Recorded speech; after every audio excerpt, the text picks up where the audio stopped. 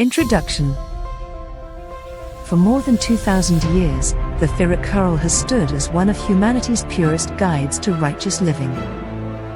Written by the poet sage Thiruvalluvar, its 1,330 couplets offer timeless wisdom on virtue, wealth, and love, truths that remain as relevant today as they were in ancient Tamil civilization.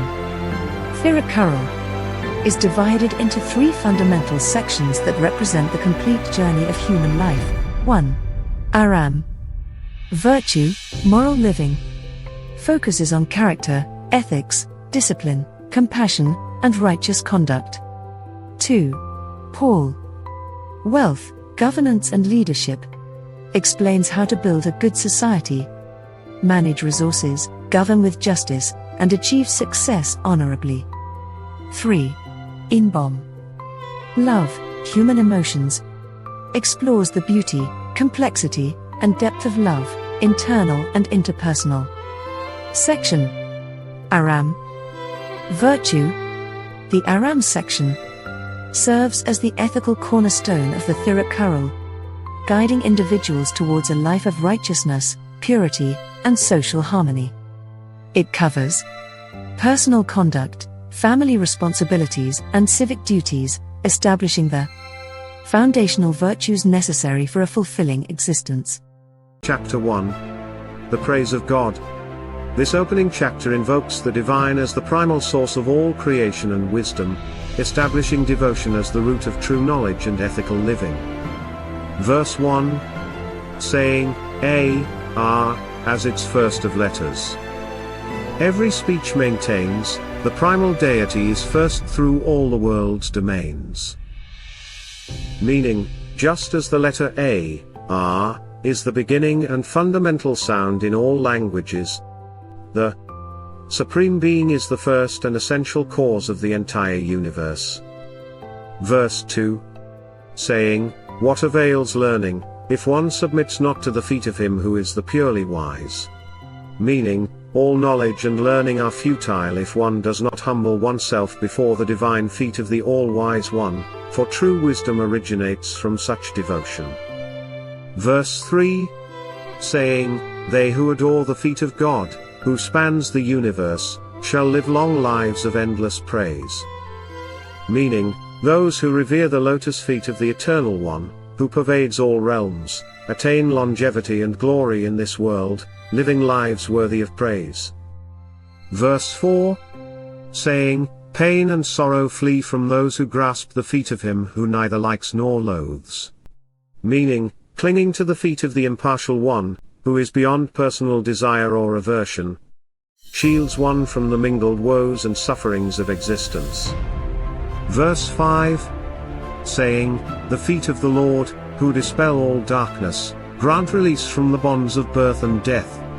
Meaning, devotion to the divine feet of the light-bearer frees the soul from the karmic chains of rebirth, leading to ultimate liberation. Verse 6. Saying, those who follow the path, abiding in pure hearts, flourish without end, meaning, walking in the footsteps of the Supreme, who resides in the hearts of devoted souls, ensures a life of perpetual joy and freedom from harm. Verse 7. Saying, sorrow is impossible for those who seek the feet of the matchless one, others cannot escape it. Meaning, taking refuge at the incomparable divine feet banishes grief entirely, while those who remain undevoted are inevitably ensnared by it. Verse 8. Saying, the sea of births is crossed by those who reach the feet of the vast one, ocean of virtue. Meaning, only by attaining the benevolent feet of the infinite virtue. Verse 9. Saying, the head that bows not to the feet of him, who is eightfold excellence is like a sense without function. Meaning, a mind that does not humbly bow before the feet of the perfect one, possessing eightfold excellence, is as futile and useless as a bodily sense organ deprived of its purpose. Verse 10. Saying, those who plunge into the sea of God's feet alone cross the sea of life, others drown. Meaning, immersion in the divine feet, the true spiritual refuge, enables one to cross life's turbulent ocean. Without this, one inevitably perishes in its depths. Chapter 2. The blessing of rain. This chapter extols rain as the life-sustaining force of the world, linking natural abundance to human prosperity and underscoring gratitude for nature's gifts. Verse 11. Saying, as the primal seed, all foods are rain, it is consumed by all. Meaning, rain is the fundamental source from which all forms of nourishment originate, and it is through this nourishment that all living beings are sustained in an eternal cycle of life. Verse 12. Saying, though the world be girt with seas on every side, famine would destroy it if the clouds withheld therein. Meaning, even if the world is surrounded by vast oceans, humanity and all life within it would suffer and perish from famine if the clouds were to cease their life-giving downpour. Verse 13. Saying, the ploughmen cannot ply their craft when the rain-making clouds refuse to yield. Meaning, farmers' ploughs lie idle and their agricultural work ceases if the rain-bearing clouds refuse to release their waters, thus halting the earth's productivity and food supply. Verse 14. Saying, the measure of the power of rain is the sprouting of the seed. Meaning, rain's immense power and essential role are most vividly demonstrated by its ability to awaken dormant seeds, causing them to sprout and grow into vibrant plant life. Verse 15. Saying, the life of those who perform great penances depends on the gift of rain. Meaning, even ascetics and those who pursue great spiritual austerities and penances rely on the gift of rain, as it provides the basic sustenance necessary for their physical existence and spiritual endeavors. Verse 16. Saying, if the sky fails to send its showers, neither God's rites nor ancestors' offerings can proceed. Meaning, without the sky's bountiful showers, the sacred rituals and festivals dedicated to the gods, as well as the offerings made to ancestors, cannot be properly performed. Verse 17. Saying, rain alone can yield the treasures of the sea, like pearls and gems. Meaning, the ocean's hidden riches, such as lustrous pearls and other precious gems, are believed to be formed and brought forth only with the aid of rain's replenishing flow and influence. Verse 18. Saying, the vastness of the seas is maintained by the rains from above. Meaning, the immense volume and expanse of the oceans are sustained and replenished by the fresh waters supplied by rainfall from above, its absence would cause even their vastness to diminish. Verse 19. Saying, no life can thrive on earth if heaven withholds its watery grace. Meaning, no living creature or plant life can flourish or even exist on earth if the heavens withhold their essential and life-giving watery grace. Verse 20. Saying, the world calls rain ambrosia, for by it countless lives are nourished. Meaning, the world reveres rain as divine ambrosia, the nectar of immortality, because it nourishes and sustains the multitude of beings across the earth, making life possible. Chapter 3.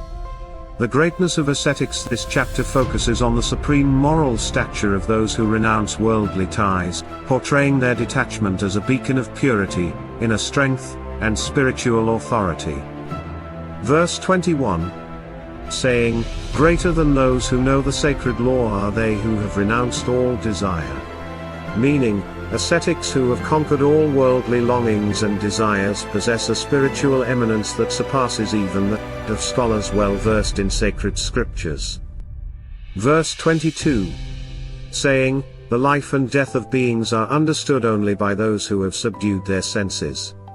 Meaning, true and profound insight into the cycles of existence, including life and death, is attained solely by those who have successfully subdued and controlled their five senses. Verse 23. Saying, the strength of those who control the five senses is beyond measure. Meaning, the inner power and spiritual fortitude of individuals who have mastered and controlled their five senses are immense and defy ordinary measurement or comprehension. Verse 24. Saying, the words of ascetics, armed with truth and penance, never fail to manifest.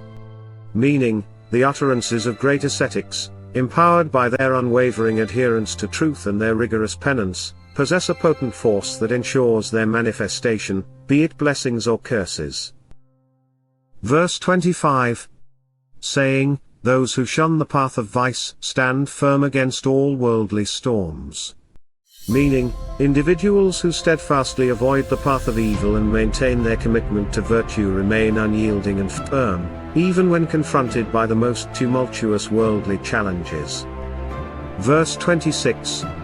Saying, though the universe perish, the minds of the great remain serene. Meaning, even in the face of cosmic dissolution or the destruction of the entire universe, the minds of those great souls who have conquered evil and attained serenity remain utterly unperturbed. Verse 27. Saying, the character of the noble defines the pinnacle of human excellence. Meaning, it is the exemplary character and conduct of these noble and spiritually evolved individuals that truly establish and elevate the highest standards of human excellence and virtue. Verse 28. Saying, even the tongue falters in praising the detachment of the flawless. Meaning, human language and expression are insufficient and falter when attempting to adequately praise the profound detachment and spiritual purity of those who are truly flawless. Verse 29. Saying, the world endures through the virtue of these rare, exalted beings. Meaning, the stability and continued existence of the world are sustained by the inherent virtue and spiritual merit of these rare and highly exalted individuals who embody goodness. Verse 30. Saying, from the great who have forsaken all comes the reign of prosperity, their lack brings drought. Meaning, abundance and well-being flow from the presence of those great beings who have renounced all worldly attachments, while their absence leads to spiritual and material barrenness, akin to a drought. Chapter 4. Assertion of the strength of virtue. This chapter asserts the unparalleled power and enduring nature of virtue, portraying it as the ultimate force that conquers all and brings lasting prosperity, far superior to fleeting material gains. Verse 31. Saying, the wealth of virtue is greater than all other riches, it alone endures forever. Meaning, virtue stands as the supreme treasure among all possessions, for it is the only one that remains imperishable and everlasting through all time, unlike transient material wealth. Verse 32. Saying, those who pursue virtue will never face defeat or sorrow. Meaning, individuals who steadfastly follow the path of righteousness are inherently protected and therefore will never encounter ultimate defeat or profound sorrow in their lives. Verse 33. Saying, virtue is the root of all good, without it, no achievement is true. Meaning, all noble accomplishments and genuine successes spring from the deep roots of virtue, without it, any apparent achievement lacks true substance and authenticity. Verse 34, saying, the strength of virtue overcomes even the mightiest obstacles.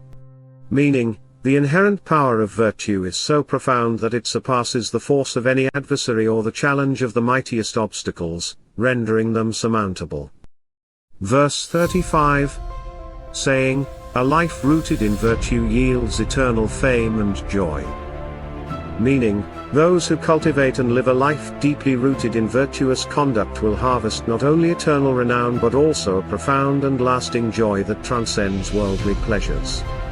Verse 36. Saying, no enemy can prevail against one fortified by virtue. Meaning, the soul fortified by virtue is an impregnable fortress, no external enemy or adverse circumstance can ultimately prevail against such a person. Verse 37. Saying, virtue alone grants true sovereignty over one's destiny. Meaning, only through the unwavering practice of virtue does one attain genuine mastery and control over one's own destiny and the course of life. Verse 38. Saying, the virtuous path leads to prosperity that never fades. Meaning, adhering to the path of virtue ensures a legacy of abundance, both material and spiritual, that is enduring and withstands the test of time, never diminishing. Verse 39. Saying, without virtue, all actions are barren and fruitless. Meaning, deeds performed without the foundation of virtue are ultimately barren and unproductive, yielding no meaningful or lasting positive results, much like seeds sown on infertile ground. Verse 40. Saying, virtue is the light that guides through darkness to ultimate bliss.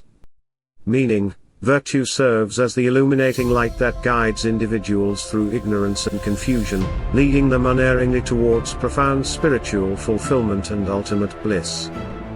Chapter 5. Domestic life. This chapter celebrates the sanctity and rewards of family life, portraying the household as a virtuous domain where duties, harmony, and shared responsibilities foster personal and communal growth. Verse 41.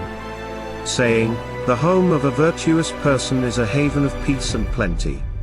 Meaning, in the dwelling of one who upholds righteousness and lives virtuously, an atmosphere of tranquility and abundance naturally prevails, making it a true haven. Verse 42. Saying, family life, when lived with virtue, brings greater joy than any other path.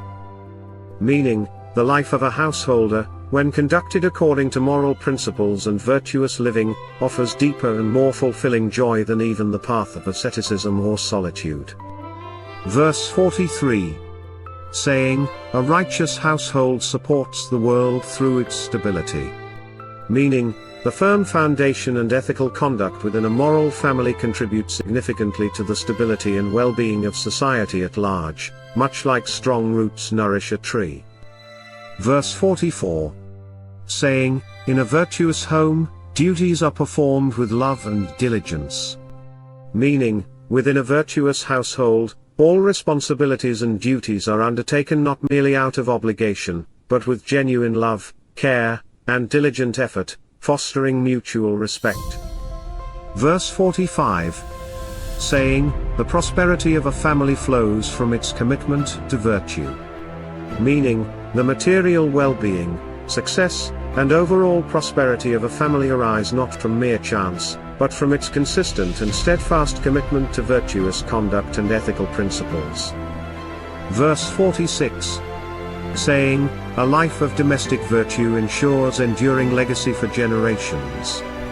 Meaning, righteous living within the family unit plants seeds of goodness and noble values that blossom across time, ensuring a positive and enduring legacy for future generations. Verse 47. Saying, harmony in the home is the fruit of virtuous interactions. Meaning, peaceful coexistence, understanding, and mutual respect within the family are the natural outcomes and sweet fruits of interactions that are consistently rooted in ethical values and kind behavior. Verse 48. Saying, a householder's path, trodden with virtue, leads to heavenly rewards. Meaning, the path of a householder, when walked with unwavering virtue and ethical commitment, is deemed to be as spiritually meritorious as that of a renunciate, leading to divine bliss. Verse 49. Saying, without virtue, even the grandest home crumbles into discord. Meaning, a household, regardless of its material grandeur or wealth, will ultimately descend into conflict, unhappiness, and discord if it lacks the essential foundation of virtue. Verse 50. Saying, true domestic bliss is found in the practice of daily righteousness. Meaning, genuine and lasting contentment and happiness in domestic life are discovered and cultivated through the consistent, daily practice of righteousness and moral living. Chapter 6. A good life partner. This chapter delves into the qualities of an ideal spouse, emphasizing fidelity, wisdom, and mutual support as cornerstones for a harmonious and flourishing marital life, essential for the well-being of the home. Verse 51. Saying, a good wife is the greatest treasure, she protects the home, children, and husband. Meaning, a virtuous and capable wife is considered the most invaluable possession, safeguarding the well-being of her home, her children, and her husband. Verse 52. Saying, a wife's chastity is her greatest ornament, far excelling all other jewels.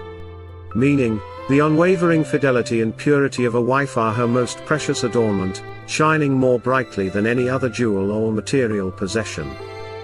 Verse 53. Saying, if a wife guards herself, she guards her husband, for his good name is hers. Meaning, by preserving her own integrity and virtue, a wife inherently protects her husband's reputation and honor, as their good names are inextricably linked. Verse 54. Saying, a chaste wife is like a powerful goddess, her very presence brings prosperity. Meaning, a wife known for her unwavering chastity and devotion is likened to a powerful deity, whose mere presence attracts prosperity and good fortune to the household. Verse 55. Saying, the home flourishes where the wife is virtuous, where she lacks, it perishes. Meaning, a household thrives and prospers when the wife embodies virtue and capability, conversely, it declines and perishes if these qualities are absent in her. Verse 56. Saying, what is wealth or prosperity? If a wife is good, all is good. Meaning, what value do material wealth or worldly prosperity hold if the wife is not virtuous? A good wife alone constitutes true prosperity for the home. Verse 57. Saying, when a wife lacks good qualities, there is no joy in domestic life. Meaning, without a wife possessing noble qualities and virtues, the experience of domestic life offers no true happiness or contentment to the family. Verse 58. Saying, a home where the wife is not chaste is no home, it is a dwelling of sorrow. Meaning, a household where the wife is not chaste cannot truly be called a home, instead, it becomes a place of constant sorrow and unhappiness. Verse 59. Saying, those who possess an unchaste wife, though rich, suffer endless woes. Meaning, even if outwardly wealthy, those who have an unchaste wife endure profound and endless mental suffering and misery. Verse 60. Saying, the one who has a good wife does not fear any evil. Meaning, a person who is blessed with a virtuous and supportive wife lives without fear, as her presence and qualities protect the home from all forms of misfortune or evil. Chapter 7. The boon of children. This chapter highlights the profound joy and unique fulfillment that virtuous children bring to parents, emphasizing that children are not just progeny but also a source of pride, wisdom, and continuity. Verse 61. Saying, children are a blessing, they are the true wealth of a man. Meaning, children are a divine blessing and are considered the most invaluable form of wealth a person can possess, far outweighing material riches. Verse 62. Saying, no greater joy than to hear the sweet prattle of one's children. Meaning, there is no happiness greater or more profound than the joy experienced when listening to the sweet and innocent prattling of one's own children. Verse 63. Saying, the touch of one's child's body is more pleasurable than any delight. Meaning, the physical touch of one's own child's body brings a unique and incomparable sense of pleasure, surpassing all other worldly delights. Verse 64. Saying, it is through children that a father can offer worthy sacrifice to ancestors. Meaning, it is through having virtuous children that a father is able to properly perform the necessary rites and offer worthy sacrifices to his ancestors, ensuring their spiritual peace. Verse 65. Saying, a wise child brings honor to the father among the learned. Meaning, a child who grows up to be wise and well versed in knowledge brings great honor and respect to the father among scholarly and enlightened individuals. Verse 66. Saying, more than to their father, a child owes knowledge to the learned world. Meaning, the learning and wisdom acquired by a child are owed not just to their biological father, but ultimately to the entire world of knowledge and wisdom. Verse 67. Saying, the best wealth is not riches, but children of good character. Meaning, the most precious form of wealth is not material possessions, but rather having children who possess excellent character, virtue, and conduct. Verse 68. Saying, the joy of children, like precious jewels, illuminates the home. Meaning, the happiness and joy brought by children are likened to precious jewels, which illuminate and bring radiance to the entire household. Verse 69. Saying, to hear others praise one's children is a father's greatest delight. Meaning, a father's greatest source of happiness and pride comes from hearing others speak highly of and praise the good qualities and achievements of his children. Verse 70. Saying, the child's birth is sweet, sweeter still is to hear their wisdom. Meaning, while the birth of a child brings great joy, it is even sweeter and more fulfilling to witness and hear the wisdom and understanding that they develop. Chapter 8. Possessing love. This chapter extols love as the foundational virtue, presenting it as the very essence of life and the driving force behind all benevolent actions, linking it directly to righteousness and compassion. Verse 71. Saying, what is life's true blessing? The heart that beats with love. Meaning, the true blessing and essence of life itself lie within a heart that is filled with and driven by genuine love. Verse 72. Saying, life devoid of love is like a bone bereft of flesh. Meaning, a human existence that lacks love is as barren and lifeless as a skeletal bone, utterly devoid of the warmth and vitality of flesh. Verse 73. Saying, the body is the house of love, without it, it is a mere frame. Meaning, the physical body serves as the dwelling place for love. Without love inhabiting it, the body is nothing more than an empty, lifeless frame. Verse 74. Saying, from love springs virtue, and from virtue, endless good. Meaning, love is the fundamental source from which all virtues originate, and from the practice of virtue, an endless stream of goodness and beneficial outcomes flows. Verse 75. Saying, the loving heart sacrifices its all for the sake of others. Meaning, a heart filled with true love is willing to sacrifice everything it possesses, including its own comfort and well-being, for the benefit and welfare of others. Verse 76. Saying, to live without love is to live in the wilderness, harsh and cold. Meaning, to exist without love is akin to living in a desolate wilderness, a harsh and emotionally cold state, devoid of warmth and connection. Verse 77. Saying, those who possess love will never fear the world's sorrows. Meaning, individuals whose hearts are imbued with love are liberated from the fear of worldly sorrows, as love provides an inner strength and resilience. Verse 78. Saying, the world thrives through the power of mutual love. Meaning, the entire world and its diverse inhabitants are able to flourish and coexist harmoniously due to the binding and sustaining power of mutual love. Verse 79. Saying, love is the bond that binds all souls in unity. Meaning, love acts as the profound and unbreakable bond that connects all souls, fostering a sense of unity and interconnectedness among beings. Verse 80. Saying, even in times of hardship, love's power lights the way.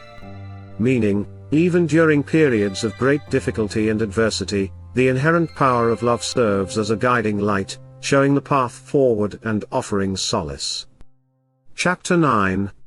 Hospitality. This chapter underscores the profound importance of welcoming guests and sharing generously, elevating hospitality to a paramount virtue that brings spiritual merit and societal harmony.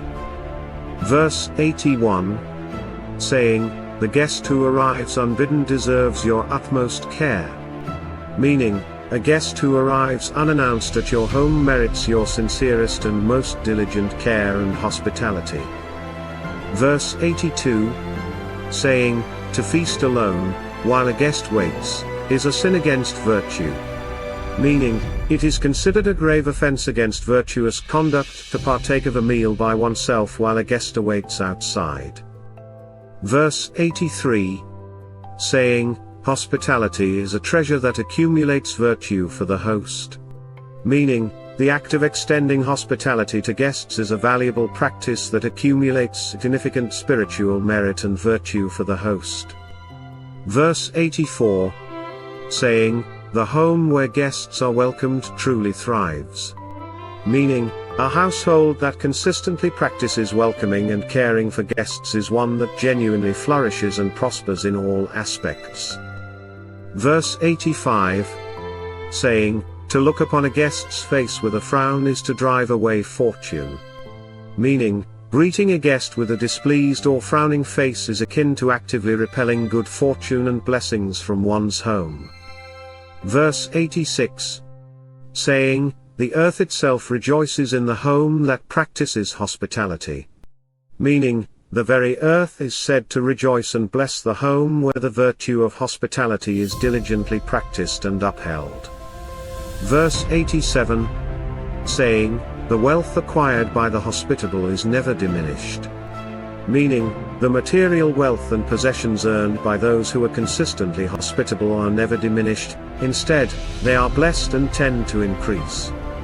Verse 88. Saying, "To treat a guest well is to store up good deeds for oneself." Meaning, offering kind and thoughtful treatment to a guest is equivalent to accumulating a store of meritorious deeds for one's own future benefit. Verse 89. Saying, "Even if one lives in poverty, hospitality should not be forsaken." Meaning, even in circumstances of poverty or scarcity, the virtue of hospitality should not be abandoned, one should still strive to share what little one has. Verse 90. Saying, "The fragrance of a good guest, who is well treated, permeates the world." Meaning, the positive reputation and fragrance of a good guest who has been treated with exemplary hospitality spread far and wide, influencing the world. Chapter 10. Speaking pleasantly. This chapter illuminates the profound impact of kind and pleasant words, emphasizing their power to soothe, persuade, foster goodwill, and create harmonious relationships, surpassing even the value of material gifts. Verse 91. Saying, "Pleasant words bring joy, they are superior to a generous gift." Meaning, words that are kind and pleasant bring forth happiness and comfort, holding a value that surpasses even the giving of a generous material gift. Verse 92. Saying, "A gentle word, free from anger, is a true ornament for the wise." Meaning, a gentle and amiable expression, spoken without any trace of anger, serves as a genuine adornment for individuals who are wise and discerning. Verse 93. Saying, "Humility and pleasant speech are jewels of a noble soul." Meaning, the twin virtues of humility and engaging in pleasant conversation are considered the precious jewels that truly embellish a noble and refined soul. Verse 94. Saying, "Speak words that give joy to others, that alone is true virtue." Meaning, the highest form of virtue lies in speaking words that bring happiness and pleasure to others, ensuring their well-being and contentment. Verse 95. Saying, "Sweet words are like medicine, they heal and bring peace." Meaning, words spoken with sweetness and kindness act like potent medicine, possessing the power to heal wounds, soothe troubled minds, and foster inner peace. Verse 96. Saying, "Better than charity is to speak gently and pleasantly." Meaning, the act of speaking gently and pleasantly is considered to be of greater merit and benefit than even performing acts of charity. Verse 97. Saying, "The fire of sorrow is extinguished by the cool water of pleasant words." Meaning, the burning agony of sorrow can be effectively quenched and soothed by the refreshing and calming influence of pleasant words, like cool water. Verse 98. Saying, "He who speaks harsh words, while knowing the value of kind ones, is foolish." Meaning, a person who, despite knowing the immense value and power of kind words, chooses instead to utter harsh ones, exhibits true foolishness. Verse 99, saying, "To reject pleasant words for harsh ones is to throw away gold for dross." Meaning, Opting to use harsh language when pleasant words are available is akin to foolishly discarding valuable gold in favor of worthless dross. Verse 100, saying, "The fruit of harsh words is sorrow, that of pleasant words, joy." Meaning, the inevitable outcome of using harsh words is sorrow and unhappiness, whereas the result of employing pleasant words is joy and contentment for all. Thank you, and please wait for the next chapters of the words of wisdom from Thirukkural.